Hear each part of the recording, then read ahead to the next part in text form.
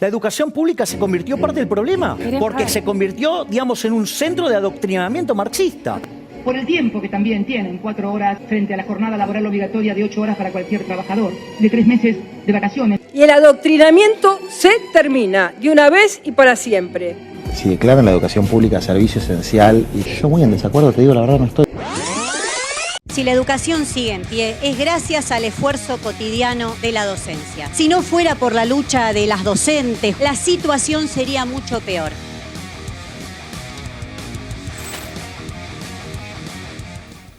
Buenas, damos inicio al nuevo ciclo de charlas sobre educación, cuestionando la educación por izquierda, por el canal de La Izquierda Diario Más. Hoy estamos nuevamente con Federico Puy y Darío Valvidares. Él es profesor y licenciado en letras de la UBA, tiene más de 30 años de docencia en escuela media. Además es investigador en políticas educativas e integrante fundador del colectivo editor Tramas, Periodismo en Movimiento.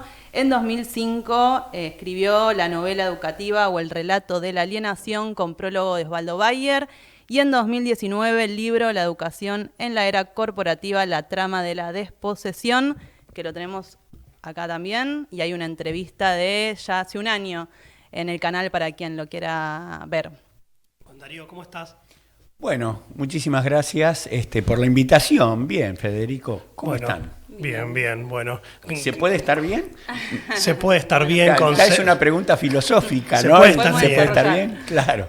Bueno, yo la primera pregunta que te quería hacer, Darío, es, vos analizás tanto en tus libros que nombraba Ivana recién, como en varias de las notas que también tenés en el portal del colectivo Tramas, donde no solo analizás política de la actualidad educativa, sino que tenés también una visión internacional y nacional de varias cosas que nos interesaba charlar, desde el punto de vista de las corporaciones y cómo se introducen buscando ciertos nichos de mercados educativos, qué relación tienen esas corporaciones con los imperialismos, en el sentido de cómo el FMI, el Banco Mundial o la OCDE también intentan digitar los contenidos educativos y las formas educativas que tienen que tener las escuelas, principalmente en América Latina, pero también tenés una visión del mundo, de cómo se va transformando la educación y una relación con las nuevas tecnologías.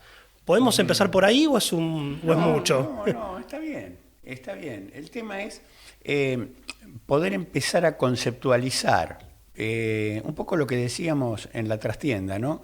Nos quedamos mucho en la coyuntura y no estamos viendo todo un proceso de desposesión, justamente, que yo calculo que tiene más de 50 años, pero nos pegó fuerte a partir de los 90 en cuanto a nosotros como uno de los pilares latinoamericanos de lo que fue la educación pública, que también tenemos nuestras cositas para discutir sobre ese tema y en todos los niveles de la educación pública. Pero fundamentalmente creo que en la charla, en la entrevista del año pasado, habíamos conversado un poco sobre cómo las corporaciones, las fundaciones, las llamadas organizaciones de la sociedad civil, que cada vez que escuchen esto, estamos hablando de fundaciones y ONG, no estamos hablando de otra cosa. Empresas privadas. Fundaciones, sí, empresas privadas desde el mundo empresarial directo, qué sé yo, Bunge y Bord dando cursos, ¿sí? Con su propia fundación. Pero también aparecen fundaciones que no necesariamente son empresariales, pero responden a los intereses empresariales. Uno podría decir que Enseña por Argentina es una fundación que no viene del mundo empresarial, pero viene del otro lado, como dijiste vos, Federico, viene del lado del Banco Mundial, la OCDE, porque depende de Teach for All, de la red Enseña por Todos, que es de Teach for America. Y Teach for America sí está financiada por el Banco Mundial, el Departamento de Estado de los Estados Unidos. Entonces, Enseña por Argentina, Enseña por Colombia, Enseña Perú, Bueno, de hecho, el fundador de Enseña por Argentina hoy es director de planeamiento en la ciudad, Oscar Giglione, y es el fundador de esa ONG, está de los dos lados del mostrador. Digo, para ponerlo como ejemplo. Esta secuencia de fundaciones... Bueno, si vamos a Carlos Torrendel, para poner esto como ejemplo también, el nuevo secretario de Educación. más allá de que él venga de toda el ala ultracatólica, que pertenezca directamente a arquidiócesis, a la comisión episcopal en educación y en la universidad,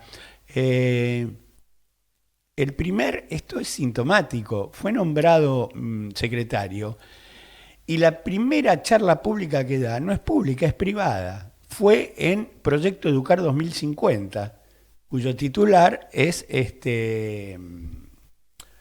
se me fue el nombre, ya me voy a acordar, que depende de Telefónica. Mejor dicho, el CEO de Telefónica fundó Proyecto Educar 2050. Entonces, ¿de qué estamos hablando? ¿Quiénes bancan? Por supuesto que Telefónica banca la fundación. Y el problema es cómo se van metiendo, cómo sacan cuadros, y esos cuadros van a parar a los ministerios, y son las minorías que digitan la educación pública, y todos vienen del mundo privado. Respecto de la pregunta, ¿qué pasa ahora? Más allá de que todo este arco de fundaciones está manejando las políticas públicas, nosotros estamos hablando acá solo de educación, pero la Fundación CIPEC se ha ordenado en políticas estatales de otras áreas también, ¿no?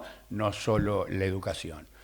Además de haber sido una de las pioneras en las escuelas charter en Ushuaia, la Fundación CIPEC, tan nombrada y querida por todos los gobiernos. Y uno piensa entonces, estamos gobernados por fundaciones que van armando un arco y que responden a intereses corporativos directos empresariales, o peor aún, directamente del Departamento de Estado de los Estados Unidos, como la Fundación Fulbright, absolutamente financiada por el Departamento de Estado de los Estados Unidos, una partida que sale del Congreso de los Estados Unidos. Esto es lo que hace la rama de fundaciones, pero ahora tendríamos que agregar en el proceso de desposesión algo que va más adentro todavía, más en un proceso de privatización más profundo, que tiene que ver con las EdTech, las empresas tecnológicas, que parte de las GAFAM, ¿no? De las famosas GAFAM que son Google, Amazon, Facebook, Apple y Microsoft. Bueno, si pensamos... Que en pandemia saltaron a la fama en educación metiéndose en absolutamente todo. En absolutamente todo.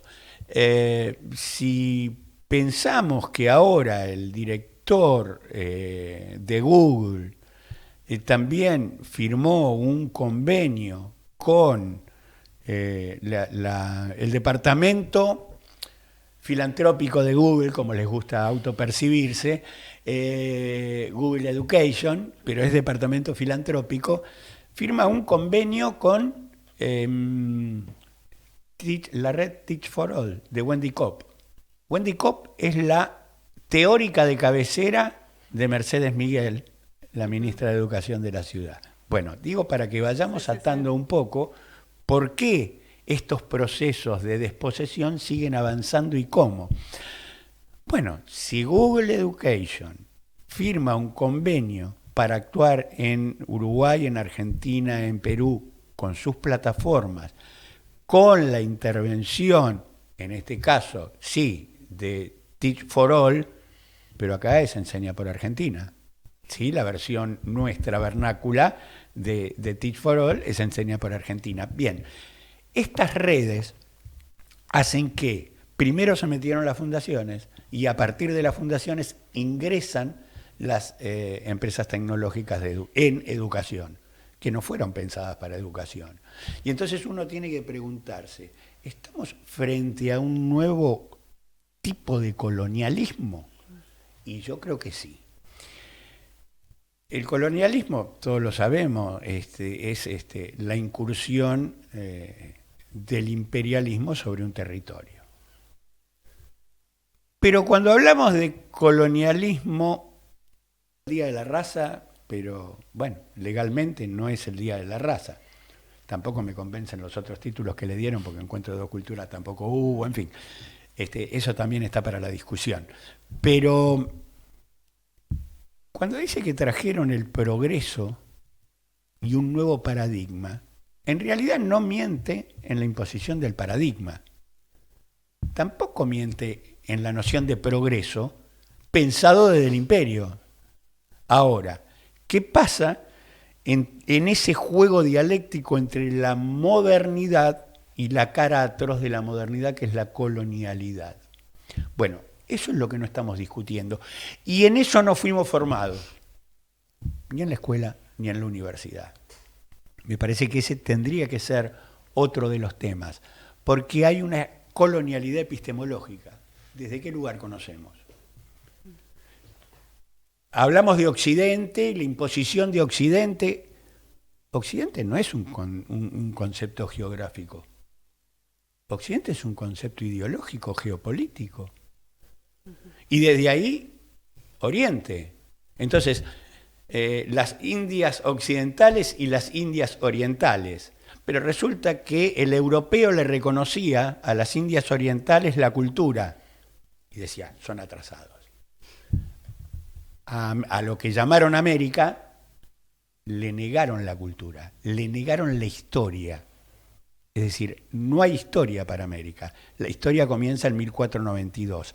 Bueno, este proceso donde tendríamos que decir, bueno, y los habitantes de Tahuantinsuyo no sabían que eran americanos. Y los de Anahuac, hoy México, tampoco. Y los de Aviala, actual territorio de Panamá, tampoco. Ellos no sabían que vivían en América. Y Vespucio lo supo de casualidad cuando miró las estrellas y dijo, uy caramba, no son las mismas que veo en el Mediterráneo, debo estar en otro lado.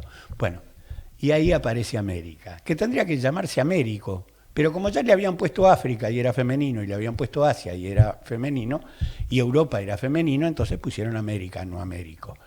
Digo, porque estas sutilezas que parecen toquecitos de la historia interesantes como para una charla. A lo ideológico, a los contenidos, a los actos escolares. Si me permitís, en 1961 yo empecé primer inferior. Esto es lejísimo, muy lejos.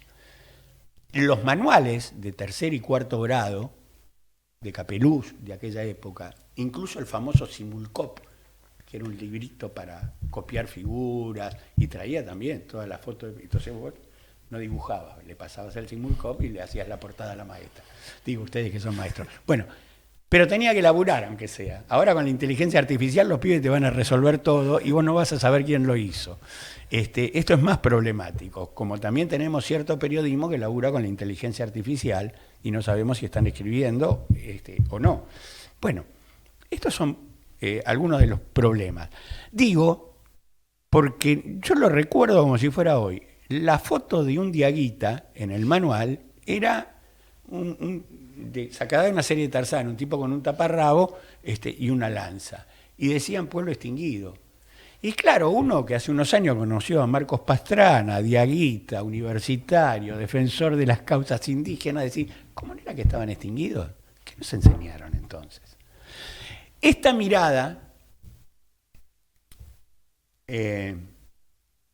sobre la colonialidad del poder, que nos instruye cómo tiene que ser la economía, cómo tienen que ser las relaciones del trabajo, cómo tiene que ser el conocimiento y cómo tenemos que conocer.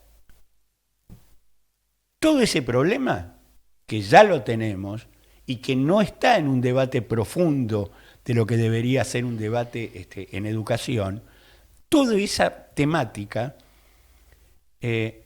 ahora se ve agudizada por la entrada de la inteligencia artificial y el capitalismo de plataformas. Yo te lo puedo complejizar o poner algún otro concepto a lo que vos estás diciendo, porque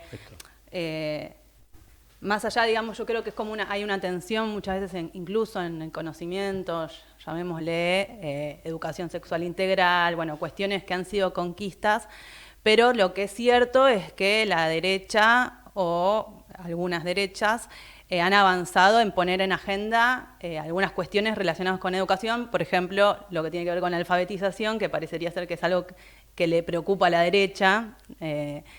Y por el otro lado, no le preocupa la alfabetización, le preocupa cómo nos alfabetizamos. Si después puedo poner un... Claro. Desde ya, y es un cuestionamiento a los métodos, etcétera, totalmente falaz. Pero a lo que quería, para que vos puedas agarrar también ese concepto, es que la supuesta preocupación en el nivel primario y secundario lo hicieron ley, digamos, ¿no? Con la idea de la educación como servicio estratégico esencial, digamos. Más allá de que acá tenemos acuerdo que tiene que ver con el cercenamiento del derecho a huelga, quería ver si podíamos también meterlo como concepto de qué significa la educación como servicio esencial, ¿no? Tomando esta discusión de hacia dónde quieren llevar la educación.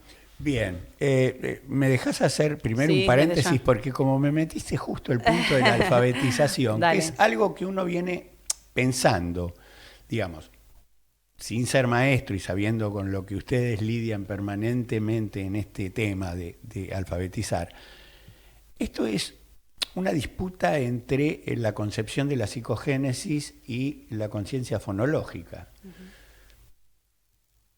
que deviene de las neurociencias. Yo entiendo que es muy importante, que son muy importantes las neurociencias. Es importante esta disciplina, esta interdisciplina llamada neurolingüística, para cuestiones que no son necesariamente o que no tengan que ver con educación, que tienen que ver con patologías, la dislexia, por ejemplo, ¿no? Y entonces se trata desde las neurociencias, en fin. Lo que a mí me preocupa cuando nos hablan de la conciencia fonológica es esto de enseñar la relación entre el fonema, el sonido y el grafema. Todo bien para la letra A. Digo porque estoy caminando hacia el proceso de estandarización. Pero ¿qué pasa con la letra, con el fonema R? ¿Qué vamos a hacer entonces con los compañeros de Córdoba? Van a hacer la vibrante R y le van a sacar su arrastre en carroza. Lo cultural no tiene que ver para esta forma de alfabetización. Claro. Entonces, desde ese lugar, si esto es tomado así, porque el grafema, digamos, el fonema R, es vibrante, pero está la particularidad de los cordobeses o de otras zonas, hablo de este país para no meterme en el resto de Latinoamérica, que tienen otra pronunciación. ¿Qué pasa con los misioneros que dicen lluvia? ¿No?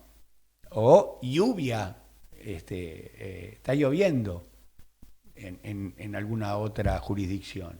Hoy nosotros que decimos llueve, donde le metemos la Y. ¿Con qué grafema vamos a asociar el fonema? Entonces, lo digo y tal vez hago un hipérbole, pero la idea esta de estandarizar el lenguaje y borrar las particularidades es otra vez la idea de borrar la historia. Dije hace un rato, América para los europeos no tiene historia, la historia nace en 1492 y borraron la historia inca, la historia azteca, la historia maya, no existe. El Chilam Balam, que es el libro, el poemario maya, para ellos no existe. El Popol Vuh, el libro de la génesis del hombre maya, no existe, es decir, no hay culturas. Y si lo hay, es un mito. En ese sentido, fíjense cómo el gobierno pro lo que hace en la ciudad de Buenos Aires es tratar de tener todos estos tics para estar a la vanguardia.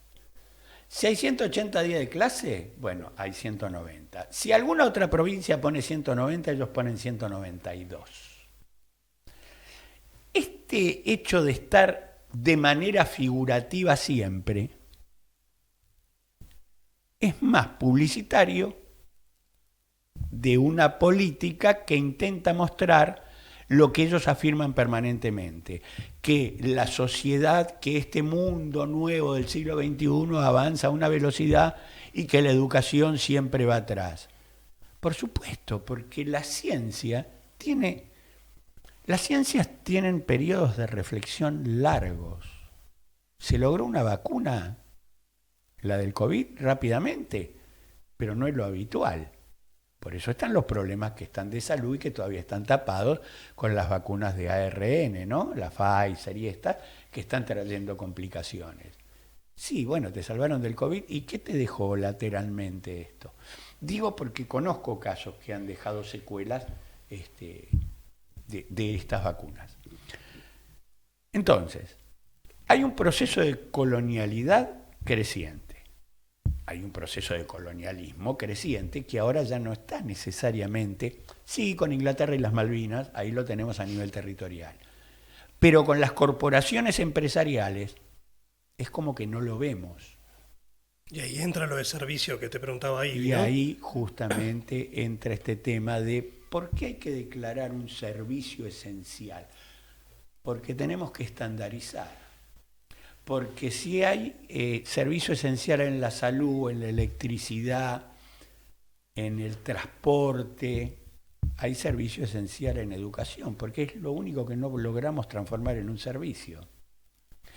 Esto ya figuraba, por supuesto, en la Ley Federal de los 90 de Menem. Y fue una discusión muy grande cuando Filmus dice, bueno, hemos logrado, después de tanto debate, sacar la concepción de servicio y pusimos la de bien común. Que yo decía, ¿y cuál es la historia? ¿Y un bien común? Un bien es algo transable, una casa es un bien, un auto es un bien, es algo que comercializás. Por lo tanto, lo de bien común abría justamente estas puertas al ingreso de las denominadas asociaciones civiles, ¿no? De la sociedad, agrupaciones de la sociedad civil. Bueno, ese fue el primer paso. El proceso de naturalizaciones, y ahora voy a lo que vos decías de servicio, que es lo que más me preocupa de la ley de esencialidad, que en el artículo 3 de la Ley Nacional de Educación fue modificado, y ahí entra la noción de servicio estratégico esencial. Estratégico y esencial son adjetivos. Servicio es el sustantivo. Lo que empiezo a naturalizar sobre la educación es que es un servicio.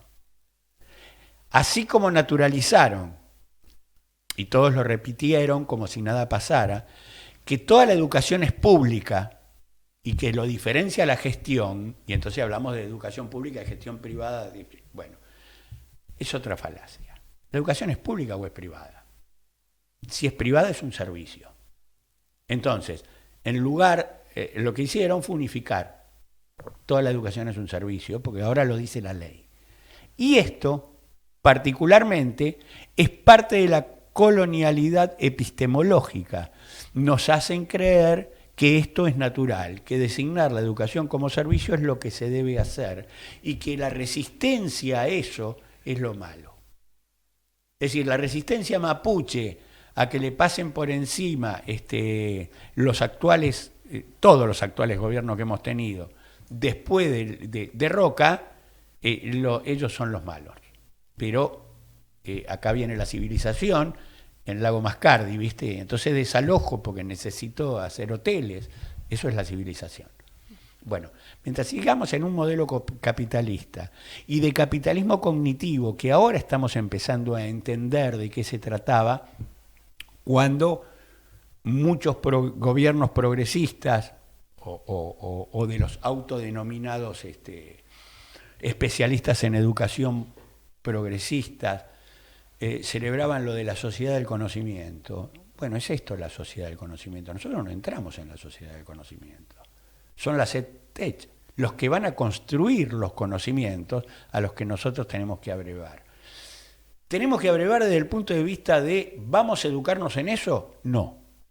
Vamos a instruirnos en eso. Porque como vamos a ser una sociedad descartable, entonces la educación por competencias hace que aquel formado en esa educación por competencias tenga un tiempo de presencialidad absoluta con su posible posterior trabajo, si es que lo hay, y después la obsolescencia. Es decir,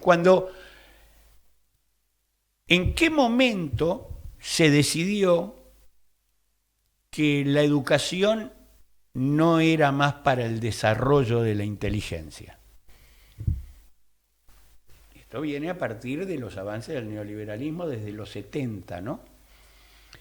Se profundiza y se visibiliza en los 90, y entonces nos exponemos ahora a un nuevo paradigma, que es lo que te dicen. Sí, es un nuevo paradigma, queda bien decirlo, estamos frente a un nuevo paradigma que creamos nosotros. Se moderniza la educación. Se moderniza la educación. Bueno, esto es lo peligroso, ¿no? La modernidad es justamente lo peligroso, porque lo que no te dicen es lo que oculta y masacra. Cuando hablo de modernidad, hablo de capitalismo. Tiene que quedar claro esto. Lo que pasa es que vamos a la categoría de modernidad porque es la que establece este tema del progreso y de los cambios de paradigma de acuerdo a las situaciones. Como la concepción del siglo XXI, en realidad no la tenemos, pero quedó desde que empezó el siglo, que necesitamos formar a nuestros estudiantes en el nuevo paradigma que exige el siglo XXI y que nadie nunca explicó qué es lo que exige el siglo XXI. Sí, dicen que es el mundo de la incertidumbre, eso lo aclaran. Bueno, eso lo había dicho el otro Bullrich, ¿no? Que la incertidumbre era un valor. Bueno, ellos se manejan con consignas muy publicitarias. Cuando vemos el plan estratégico y el espacio que le dan ahora se acaba de firmar un convenio, mientras se está discutiendo esto del plan estratégico en la Ciudad de Buenos Aires, se acaba de firmar un convenio con Ethereum, ETP, no, ETH, es la fundación, ¿viste? Son fundaciones, son grandes empresas, que tienen a Ethereum. Ethereum es una plataforma de blockchain, de moneda de Bitcoin. La educación financiera que tanto. Bueno, eso va a ser ya ahora, para el último año del secundario. Entonces yo me pregunto, está bien, ellos no te están mintiendo en eso. Vamos a formarlos en competencias, que los pibes puedan asentar en un libro virtual, digital, un hiperlibro contable, Ethereum, y trabajar con las transacciones de blockchain. El tema es, ¿para quién? Totalmente. Esta performatividad económica tampoco no está muy en la palestra de la discusión en educación, que toda la reforma lleva al perfil de los alumnos futuros, de los estudiantes futuros, a trabajar solamente su perfil económico. En tanto esto no dé cierta respuesta, van a empezar a ser descartados. Ahí yo te quería parar porque es muy importante lo que decís, porque el sentido de la flecha hace varios años ya que va para allá, e incluso todavía no necesitan, que es el sueño de un sector de la burguesía o del propio Milei que lo ha dicho, o de Galperín que hace unos días dijo, la educación como es un bien podría ser toda privada. Claro. Eso no lo logran por las resistencias que hay en las comunidades, pero que tanto la idea de capitalismo cognitivo en el sentido de cómo mercantilizar el conocimiento, del tema de las plataformas educativas ya bastante desarrolladas, no solo en la Ciudad de Buenos Aires, sino a nivel nacional y en América Latina. En Misiones se llama Guacurarí. Sí, fíjense, ¿no? A dónde han llegado, ¿no? Sí. Es decir, el cacique puesto por Bolívar, que hizo la primera reforma agraria, tiene el nombre de... En el territorio termina siendo el nombre de una plataforma digital. E incluso ese concepto que vos tomás del geógrafo marxista David Harvey de acumulación por disposición, sí. Lo que no hace, que es una discusión que creo que hay que hacer en educación, no hace es desconocer la clásica explotación del hombre por el hombre en el sentido de la extracción de plusvalía por parte de un capitalista a un trabajador.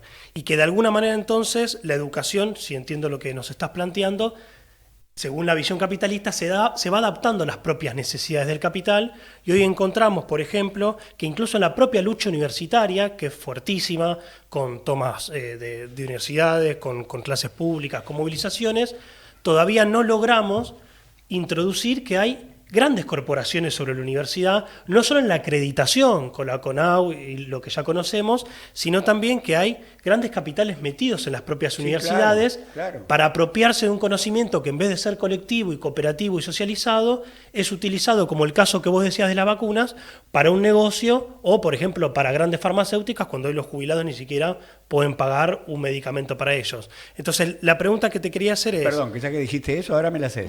El Dale. trigo HB4, el trigo transgénico, descubierto acá, es en colaboración con un sector, con una agrupación o un sector científico del CONICET y Bioceres. Claro. Entonces, Exacto. ¿quién va a explotar, más allá de que es trigo transgénico, que usa glufosinato de amonio, que es 10 veces más contaminante que el glifosato de la soja? Dejémoslo, hagamos de cuenta que ese tema no lo escuchamos. Ese producto que lograron los científicos del CONICET lo explota la empresa Bioceres Claro. al mundo. Que debería ser un conocimiento colectivo para Tal el cual. desarrollo. De todas maneras no estoy de acuerdo con ese tipo de desarrollo. Desde ya. No, la pregunta más puntual era, o sea, siempre se dice que la educación pública en Argentina, que fue creada también para la cualificación o la formación de una mano de obra, de un trabajador más calificado para tal o cual lugar productivo, una etapa más de toyotismo educativo, que ya le hemos analizado en función de en qué lugar de esa gran maquinaria capitalista es que se forma a un trabajador, a un futuro trabajador. Hoy, ¿cuál es la relación entre la cualificación de la mano de obra? ¿Cómo sale un estudiante secundario que hay veces no tiene ni trabajo prontamente, no se paga porque el estudiante estudie también, que eso es otra discusión, porque vos estás construyendo tu propio conocimiento en función de alguna futura producción que necesitaría el desarrollo de algún país o de alguna nación? ¿Cuál es la relación entre la cualificación de la mano de obra hoy y la educación en función de estos movimientos que vos ves en la educación a nivel internacional y a nivel nacional? Mirá, en principio, yo creo que este tema de que la educación tiene que ser o es la responsable del crecimiento, esta es otra falacia, del crecimiento o no de un país, esto fue introducido para desprestigiar aún más e imponer el modelo del que estamos hablando por competencias, en desmedro del modelo que tiene que ver con con el desarrollo de la inteligencia. Ahora bien, Que también está en cuestión en qué momento de la época de todo el sistema educativo público argentino tuvo esa orientación, ¿no? Sí, cada claro. gobierno, cada etapa histórica. claro, pero yo podría arriesgar que como perito mercantil no me costó demasiado entrar en letras. O sea, había una formación general que iba más allá de lo puntual de que vos tenés que salir sabiendo nada más de contabilidad. O lo de criptomonedas que decís ahora. Tal cual, lo estoy tratando de hacer esa relación. Y a su vez estaba igualmente menos masificado. Claro, O sea, también estaba menos masificado. Bueno, el primer problema que tenemos en esta relación entre el mundo laboral y un estudiante que egresa del secundario, las estadísticas son nefastas. El 66% de los pibes entre 15 años y los 29 es pobre. Y esa vulnerabilidad no se genera en el sistema educativo, se genera fuera del sistema educativo. Digo porque nos hablan de vulnerabilidad educativa y lo que pasa en la escuela es la manifestación de la vulnerabilidad social que generan las políticas capitalistas, llevadas al extremo, como nos está pasando ahora. Ahora, específicamente, vos me decís, ¿qué relación hay o debería haber? Cualquiera de las dos. Claro. Yo quiero retomar, para meterme ahí un poco esto de no conocemos los trabajos que vendrán en el siglo XXI. Otro latiguillo de los reformadores. Prepararse para... No, prepararse para la incertidumbre. ¿No? Eso lo dicen. Prepararse para. Claro. ¿Y qué es prepararse para? No existe. Entonces, ¿qué hacen? Te preparo para las Bitcoin porque es lo de hoy. Y mañana las Bitcoin desaparecieron. ¿Y qué hacemos? ¿Me formaste para que yo haga esto? Sí, además también... Algo que podía haber formado... pero no te formé solo para las Bitcoin. ¿Cuál es la historia atrás de Ethereum? que este tipo de transacciones en las que yo voy a formar toda una camada de estudiantes en la ciudad de Buenos Aires, no quiero centrarme tanto tampoco en la ciudad, pero estamos acá. Y con los casos de ludopatía igual se hizo mundial Tal cual. esta discusión.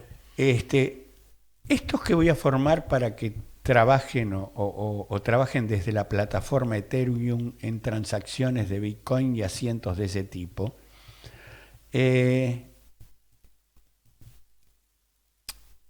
lo oculto es que está por afuera de la regulación de los gobiernos.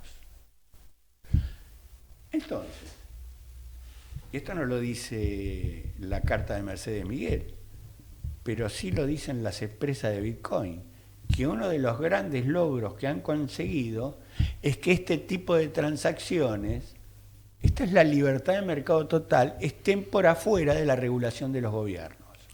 Entonces, ¿cómo me estás formando? ¿Cómo estamos formando desde ese concepto a un pibe de 16, 17 años? Sí, y otro concepto también en el cual quieren avanzar en la Ciudad de Buenos Aires, bueno, en Mendoza ya lo hicieron y hay que estudiar las otras provincias como viene siendo, es la educación emocional, Ajá. que también tiene que ver, bueno, acá la reforma en el nivel secundario está claramente la organización INECO, que es de Facundo Manes, en donde, bueno, obviamente la perspectiva es educar las emociones, que eso no es más que educar que controlen las emociones los futuros trabajadores. ¿Cómo hacen muchos Blandos y precarios. Claro, le llama habilidades blandas, ¿no? Claro. Como hacen muchas empresas en sus talleres con sus empleados, claro, ¿no? Es decir, sí. Tranquilízate que yo te voy a seguir pagando 20 pesos la hora, Sí, pero vos seguí tranquilo. Lo que choca es que cada vez son más los padecimientos de salud mental, pero bueno, eso es, digamos, eso no importa cómo abordarlo profundamente. Claro. Vos tenés que atacar si tenés un ataque de ira y controlarlo. Eso también es algo para abordar, digamos. Sí, yo creo que va más allá y creo que va... esto lo que hace es apuntalar más el individualismo. Si las cosas me pasan a mí, sí. no nos pasan a nosotros, me pasan a mí. Y si me pasa esto y me va mal, es por culpa mía, no hay contexto. Borran la historia, ¿se entiende? Porque vuelvo a la conquista de América, al descubrimiento de América. Y te prepara para trabajos que parecen meramente individuales. Son absolutamente individuales. Pedido ya, Rappi, ¿Qué Uber va a pasar con la inteligencia artificial? Con este experimento que aparece en Londres, ¿no? En principio, en esa escuela de Londres, que va a haber 20 alumnos sin profesores, solo con la inteligencia artificial, y 3 adultos que van a ser los facilitadores, pero no son docentes. ¿Este modelo es el que se viene para acá? Porque yo creo que cuando hablamos de eficiencia en el gasto, a lo que se va a ir apuntando de a poco es justamente a la desaparición del docente como figura central también del modelo educativo. Por eso, el concepto de enseñanza se borra. ¿Se dieron cuenta que solo se habla de aprendizajes? Hemos cambiado, estuvieron con la calidad educativa fusilándonos 1 década y media más o menos. No había político que no hablara de la calidad educativa, que las escuelas tenían que apuntar a la calidad educativa. El mismo Consejo Interuniversitario habla de la calidad educativa en las universidades. Desapareció el concepto de calidad educativa que nunca explicaron, porque si lo tienen que explicar tienen que hablar de la calidad de los resultados, es decir, las pruebas internacionales, las pruebas estandarizadas y las nuestras, las TERCE, bueno, esas no son nuestras, esas son de la UNESCO. La TESBA. La TESBA. Es así, es nuestra. ¿Por qué todos se contaminaron y empezaron con este tema? La verdad que, y además de manera crítica, ¿no?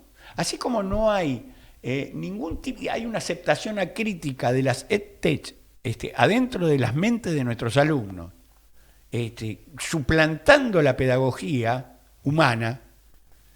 Estamos caminando a la simplificación y a la singularidad tecnológica y vamos a reemplazar la singularidad humana.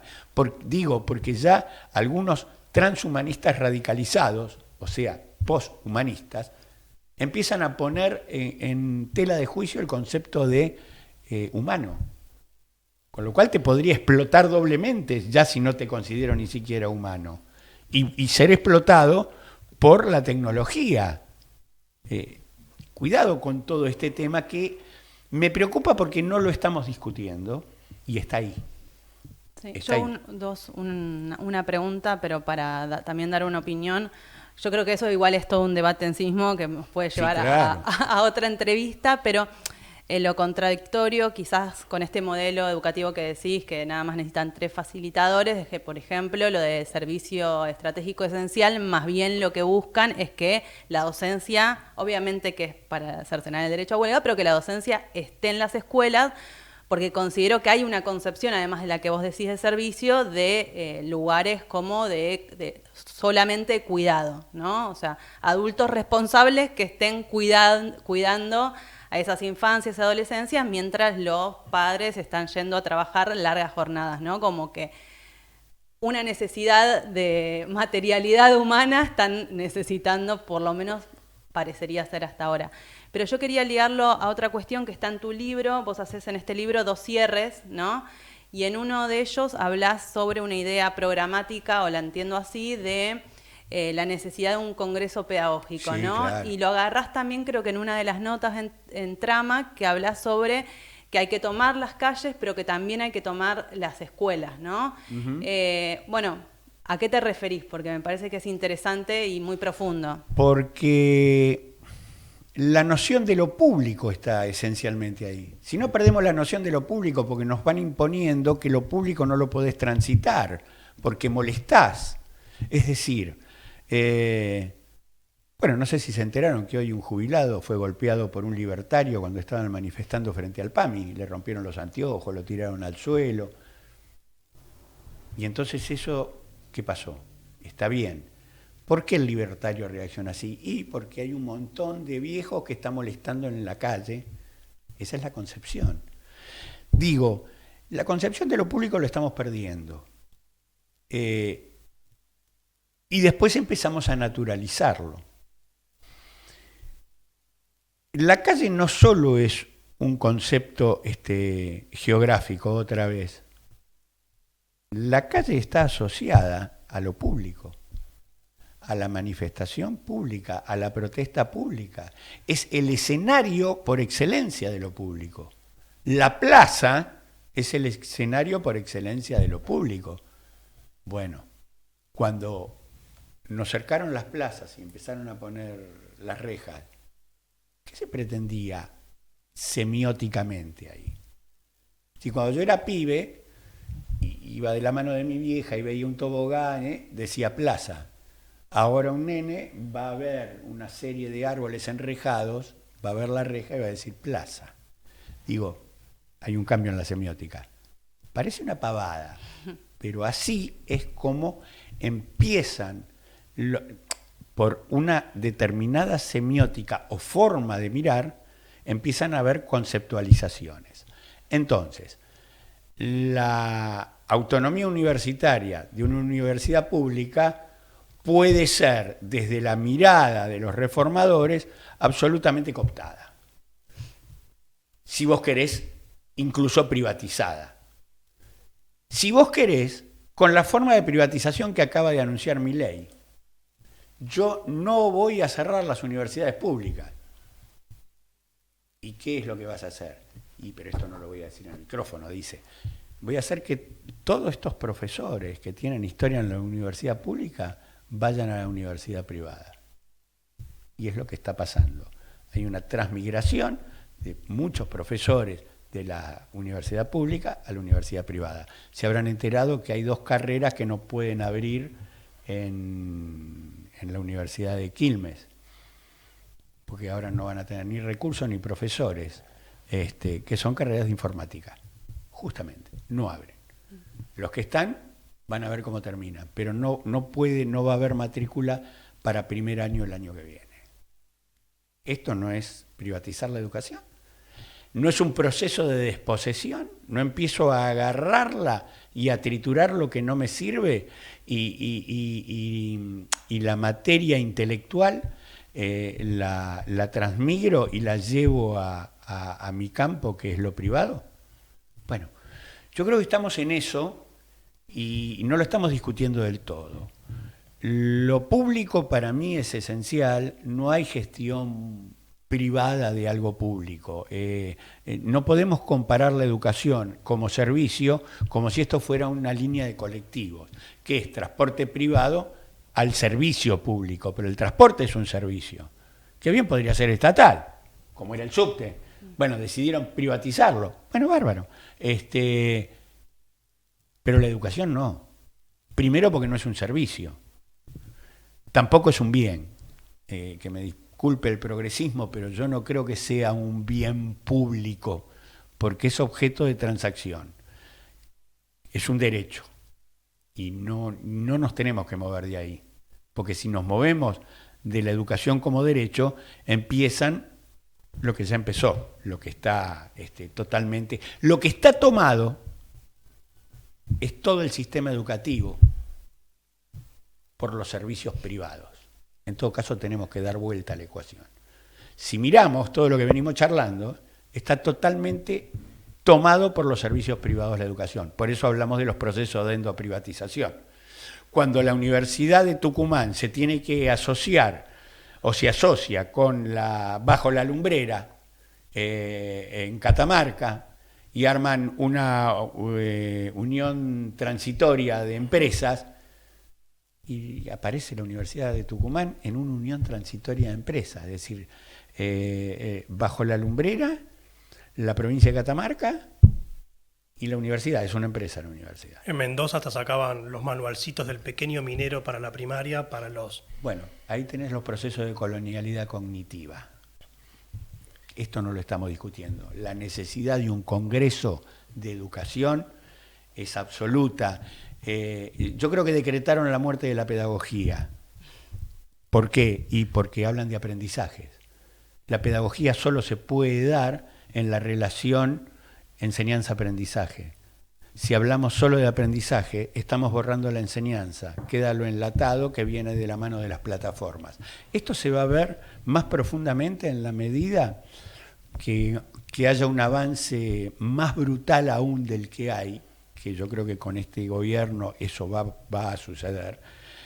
Y no creo que falte mucho para que en la ciudad de Buenos Aires, si siguen estos gobiernos, nos terminen diciendo que la fundación, cualquiera de las grandes empresas, la de gaseosas, si ustedes quieren, se va a hacer cargo del Distrito 7. Eso ya lo digo en el 2005, en el primer libro. Vamos a ver qué pasa, vamos a ver si estuve equivocado. Ojalá haya estado equivocado cuando escribí eso hace casi 20 años. Pero a mí me parece que no por nada están tratando de que, yo hablé de eso, hace 20 años hablé de que la ciudad de Buenos Aires bien podía estar dividida en 15 comunas y esas 15 comunas contener a todos los niveles dentro de las comunas, ¿verdad? De ahí podríamos borrar el Ministerio de Educación, si querés, y de abajo para arriba ir nombrando, eligiendo representantes propios de cada escuela, de cada... no me metí con la universidad porque es nacional. De cada escuela, primaria, secundaria o terciario, representantes para terminar en uno que sea el representante de la jurisdicción, Ciudad de Buenos Aires. Así con todas las provincias. Y entonces, en lugar de haber un Ministerio de Educación que haga esto, habría un Consejo de Educación a nivel nacional que surge desde las bases docentes y representa las 24 jurisdicciones. Ellos lo que dicen es al revés. Vamos a tener las 15 comunas y seguramente las comunas van a ser patrocinadas. Van a empezar por ahí, van a empezar por un patrocinio, como esta plaza la cuida Malita Fortabat, bueno, van a ser más o menos lo mismo. Bueno, son muchos temas, Darío, muy interesantes que muestran ya que tenemos que debatir esto. Me parece muy interesante la idea de congreso pedagógico y de una forma de reorganización de la educación desde abajo, pero te queremos hacer una pregunta antes de irnos también. Pero remarca esto del Congreso Pedagógico. Desde ya, me parece que Porque es algo yo creo interesante. que el año que viene no podemos salir sin que haya un Congreso Pedagógico en marzo o abril. Desde ya, que lo podemos convocar, los sectores combativos, desde la izquierda, de las escuelas. Sí, es que no para hay otra discutir a dónde va la crítica que no educación. sea desde la izquierda. Exacto. Bueno, y ahí te quería plantear una pregunta. Vos dijiste algo muy interesante sobre el problema de la autonomía universitaria. A muchos de nosotros, más allá de las diferencias en las comparaciones históricas, este periodo vamos a sacar conclusiones de lo que fue el gobierno de Onganía, de lo que fue posteriormente el Cordobazo, y en el medio de una lucha estudiantil interesantísima, como comentábamos antes, además de la discusión de la denuncia al clasismo o al racismo, al coloniaje, en los contenidos, en lo semiótico, en lo epistemológico y del sentido de la flecha de mercantilización de la educación, hacia dónde va, cómo podemos nosotros pensar, recrear un imaginario no solo de la denuncia a esta educación de clase, esta educación capitalista, sino también de una educación socialista, en el sentido de que no sea un puñado de capitalistas que se apropie de todo el conocimiento interesantísimo que surge, lo que vos decías, el CONICET, en las universidades, que surge en toda institución educativa, que no se lo apropie un puñado de capitalistas para sus negocios, sino cómo podemos imaginar una sociedad basada en la socialización de los medios de producción y en base a un trabajo que no sea precario y socializado, en un gobierno de trabajadores y trabajadoras. ¿Qué rol podría jugar potencialmente la educación en un sistema así? Y qué preguntita. Para cerrar. Sí, claro. O para abrir. Si podés, por favor, hacerlo sintético. No sé, tenés hasta el 2029. Es difícil. Es difícil porque me tiento casi como Barthes para decir cuando le dijeron qué es la literatura, por dónde empezar, dijo el tipo, claro. Yo creo que una educación socialista va a poder darse si podemos empezar a pensar en conjunto por afuera de esta colonialidad epistemológica. De otra manera va a ser casi imposible. Por eso apunto a la crítica, que no hay otra crítica, lo dije hoy también. No veo otra crítica que no sea por izquierda a todo lo que estamos charlando acá. No la veo. No sé si ustedes escucharon a alguien más, pero no veo estas fundamentaciones respecto de que estamos en una reforma educativa que nos lleva a profundizar el individualismo, cada vez más alejados los docentes de sus medios de producción, la pedagogía y la didáctica. Como meros facilitadores y desideologizados. Absolutamente. Lo mismo que quieren hacer con los neutralidad trabajadores. Total. Y la educación socioemocional, ¿no? El bienestar socioemocional. Me parece que hay que empezar a juntarse, a reflexionar, y por eso insisto en lo del Congreso Pedagógico, que es donde van a explotarse todas las ideas. ¿Y cómo pensar con nuestros alumnos? Porque ¿cómo hacemos? Yo ya no estoy adentro del sistema, pero ustedes sí. Y la pregunta ahora te la devuelvo. ¿Cómo hacemos para poder pensar con nuestros alumnos cuando lo que nos están haciendo es separar cada vez más nuestra participación? Bueno, si la lucha no está en las universidades, va a ser muy difícil. Creo que el principio es por ahí. Las universidades están tomando conciencia, los estudiantes universitarios, ahora una conciencia más colectiva de lo que nos está pasando. Y esto es muy importante, porque me parece que eran grupos los que podían discutir o poner en el tapete lo que nos está pasando. Pero había una conciencia dormida. Creo que los últimos acontecimientos despertaron esa conciencia colectiva. Se tomó una facultad, después otra que entró en tratativa, a ver, vamos a charlar, vamos a entrar en asamblea. Se toma.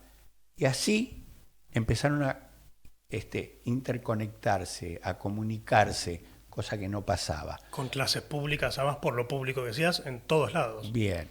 Y esto es muy importante porque eso no lo pudimos lograr en los 70, quienes éramos estudiantes universitarios en esas épocas que o desaparecíamos o en mi caso dejé la facultad y después volví, después de un episodio que tuve con los militares, pero era muy difícil. Ahora, con todo lo que nos vino pasando, más el 2001, que todavía está ahí,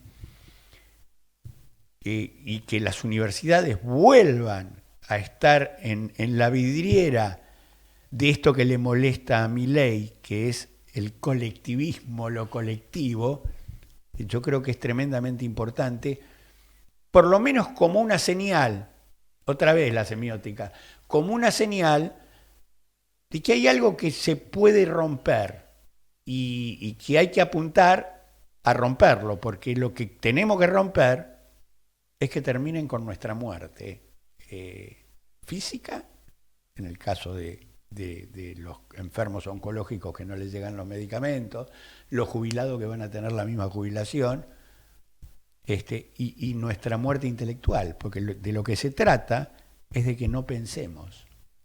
Ese es el grave problema. Y en esa línea están. Bueno, las universidades hicieron, si se me permite la metáfora, fueron la punta de ruptura mostrando que acá está el pensamiento colectivo. Bueno, eso me parece un paso importante. Un gran punto de partida. Sí. Bueno, nada más, bueno, muy interesante siempre, Darío, conversar con vos. Al contrario, tenemos 2 millones de temas para hablar, por eso es importante estas charlas, porque a uno también lo ponen a pensar en la medida que vamos tirando conceptos, ¿no? Porque esa es otra de las cosas que se fue perdiendo, las conceptualizaciones. Y las hacen los que no la tienen que hacer, y nos la imponen. Bueno, yo no dije nunca escuela de gestión privada, escuela de gestión pública. Los conceptos empatía, gestión y socioemocional son conceptos del Banco Mundial, que nos quede claro, es del discurso, de la vulgata del Banco Mundial. Entonces no queda snob decir estoy gestionando la escuela, porque en la escuela no hay gestión. En la escuela hay pedagogía o no hay escuela. Si no hay administración, si hay gestión hay administración.